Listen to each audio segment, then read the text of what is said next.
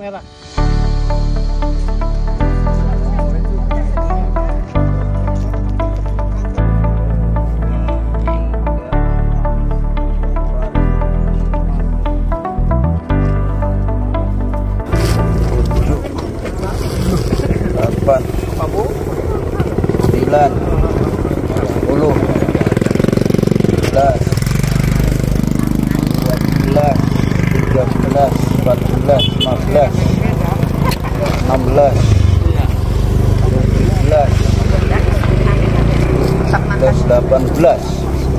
Ya? 18.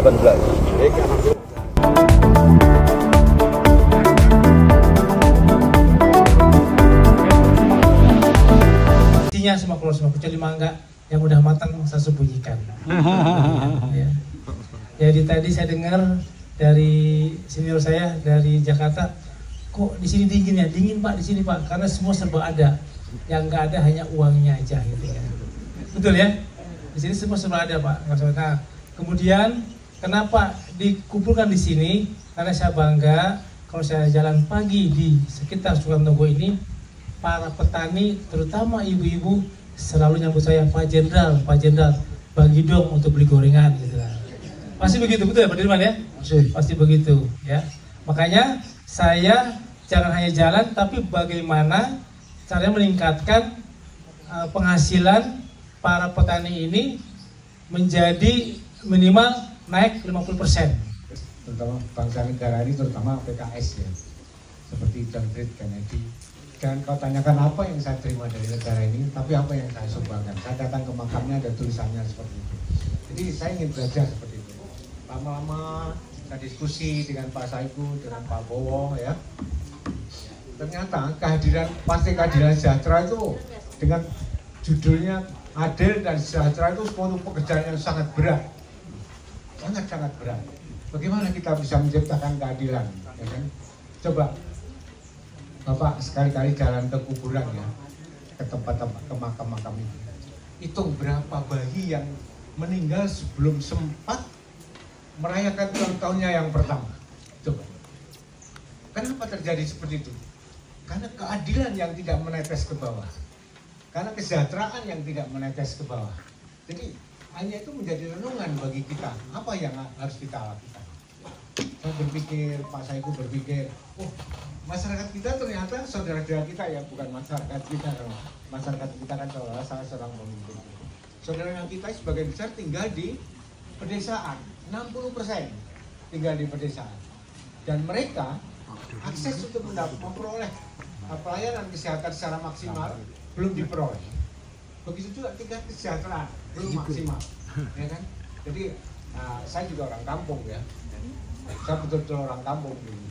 Jadi saya tahu persis lingkungan saya bagaimana keterbatasan yang mereka miliki saat itu.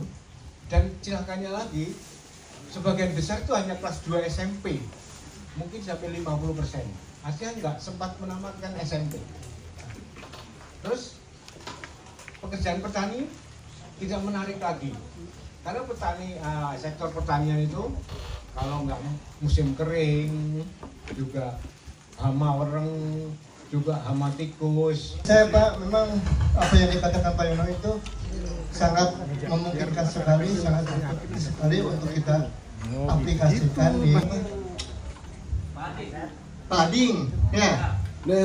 Saya sering dulu saya pensiunan Pak, pensiunan dari pertanian tahun 2024 baru pensiun, baru 2 tahun. Ya saya memang banyak melihat kehidupan petani di sekitar kita ya Pak ya. Dan memang seperti tadi Pak Yono bilang, tadi saya saksikan sendiri, memang kita kan rata-rata satu rumput 20 ya Pak ya, 20 ke bawah. Dengan jumlah butir permalai itu betul 150 ya. Itu hasilnya udah Bapak ketahui semua kan berapa hasilnya. Bayangkan kalau misalnya seperti yang tadi Pak Yono bilang 40 rumput dengan 40 anakan produktif ya Pak ya. Ini anakan produktif. Itu 40 berarti 2 kali lipatnya Pak. Satu itu. Kedua, harga. Tadi sudah dihitung biaya yang harus kita keluarkan untuk bertani ini. Makanya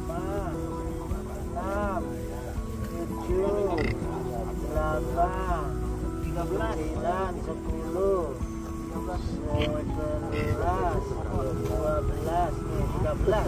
13.